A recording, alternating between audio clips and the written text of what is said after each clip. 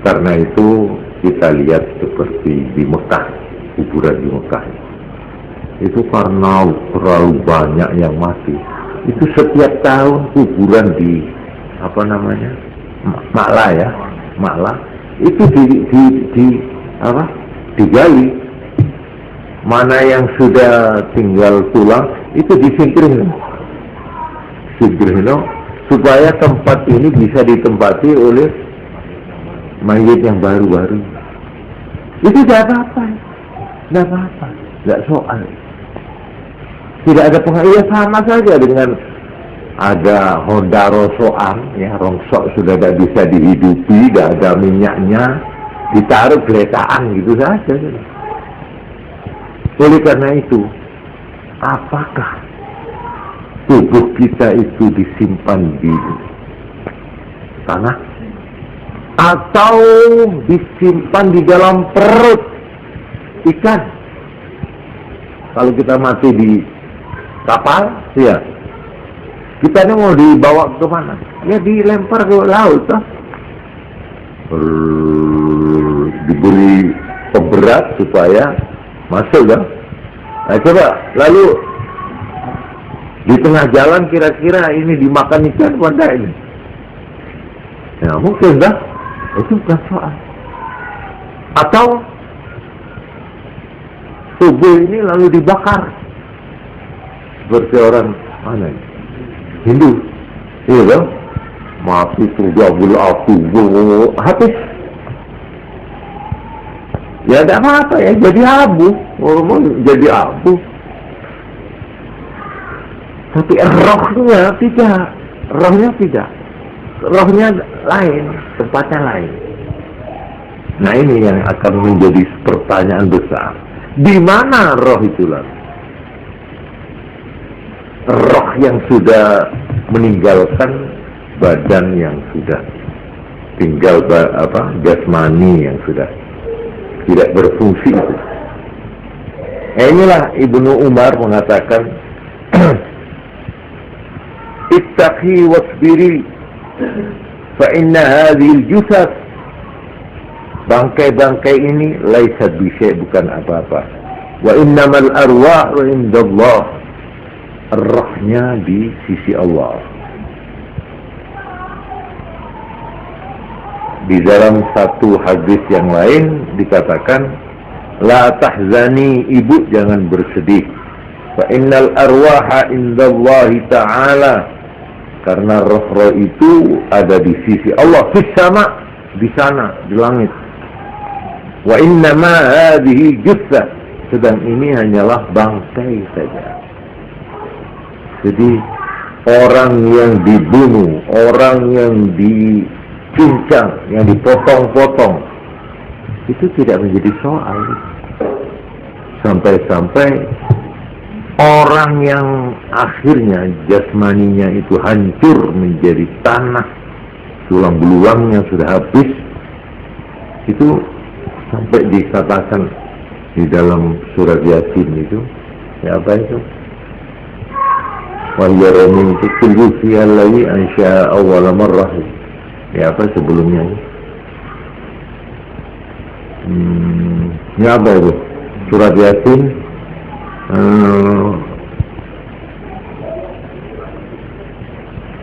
Insyaallah.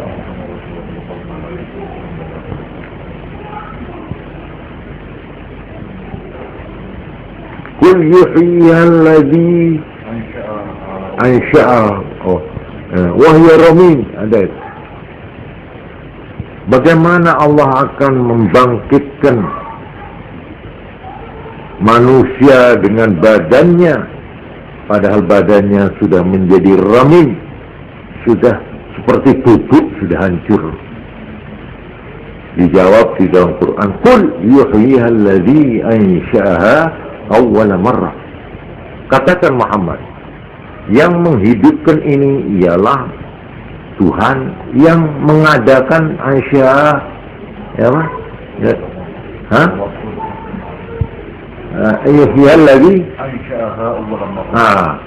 Justru yang membuat dulu, yang menciptakan ini, yaitu yang akan mengembalikan.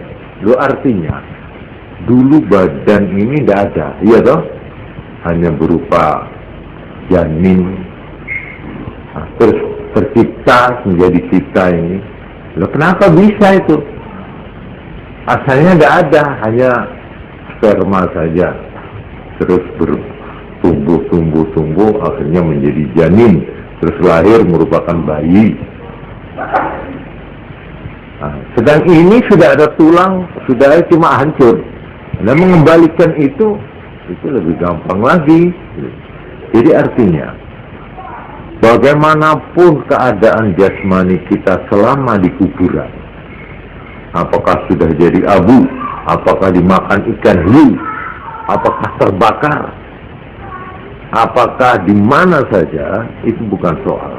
Besok pada saat dibangkitkan dari alam kubur, diutuhkan kembali oleh Allah. Ini menurut kepercayaan Islam. Biarpun abunya itu dilempar ke laut sana yang sebagian di Banyuwangi umpamanya ya, sebagian lagi tetap itu besok akan dikumpulkan, lalu dibangkitkan dari alam kubur. Ini sesuatu yang tidak diragukan lagi, karena dalilnya kecuali hadis juga Quran.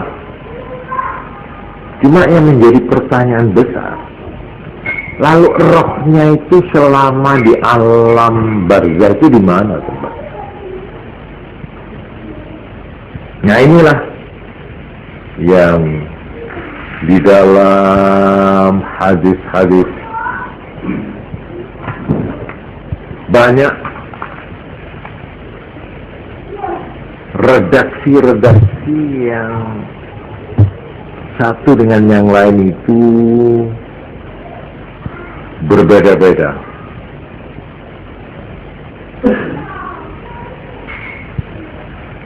Seperti contohnya begini. Qala Malik bin Anas balaghani anna arwahal mu'minin mursalatun tadhhabu haitsu sya'at. Saya menerima hadis, katanya Imam Malik bin Anas, Imam Maliki, bahwa roh-roh orang mukmin itu dilepaskan, dibiarkan, tazhabu haitsu sya'at, kemana saja dia mau pergi. Ini ada sebuah hadis. Jadi sedikitnya, karena ini banyak ini. Ada lagi yang mengatakan inna arwahal mu'minin fi barzakhin minal ard tadhhabu haitsu sya'at. Ada di lapisan bumi, ya, dia berangkat kemana saja. Ada yang mengertikan yang dimaksudkan barzakh di sini yaitu antara langit bumi. Jadi arwah itu tidak berada di dalam perut, tapi di antara langit dan bumi.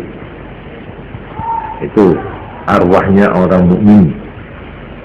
Ada lagi redaksi yang lain. Fa inna arwahahum fil jannah. Rohnya itu berada dalam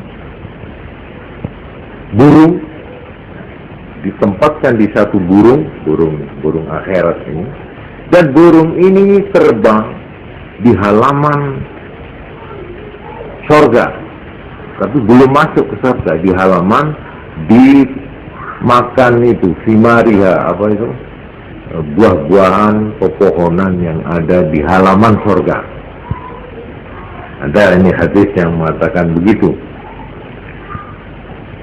Ada lagi yang menerangkan bahwa arwah orang mukmin itu dikumpulkan di satu tempat yang namanya Illiyin. Tapi betapapun ya berbeda-bedanya, yang jelas satu, bahwa roh itu tidak di kuburan itu, tidak. Tapi ketika kita datang ke sana, lalu uluk salam, hadir dia. Hadir. Karena itu ada hadis yang mengatakan, kalau kamu mau datang ke kuburan, datanglah hari Jumat, malam Jumat sampai asarnya Jumat. Karena semua roh itu kembali pada malam Jumat, hari Jumat sampai asar. Jadi mulai maghrib, nah itu kita bisa bertemu di kuburan sana. Roh-roh itu dikembalikan ke kuburannya. Kalau sekarang kita bermimpi atau menampak orang yang sudah mati dekat persis, ya, bentuknya, malah pakaiannya dia, kalau celana ya celananya dia persis sudah. Nah itu apa Pak? Padahal ini sudah kira-kira 10 tahun atau 15 tahun, kira-kira jasmaninya sudah hancur itu, tulang belulangnya sudah habis.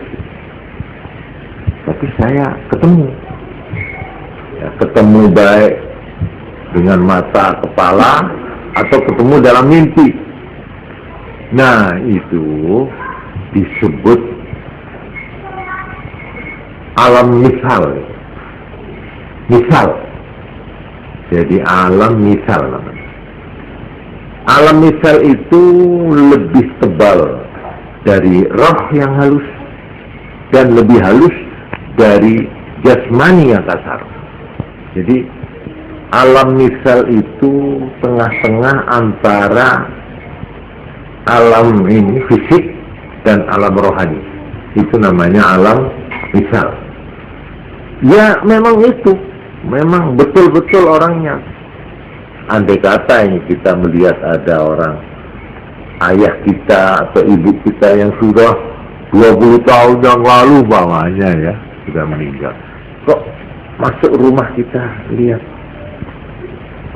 kita salaman tidak bisa, kita demak tidak bisa dijamah itu.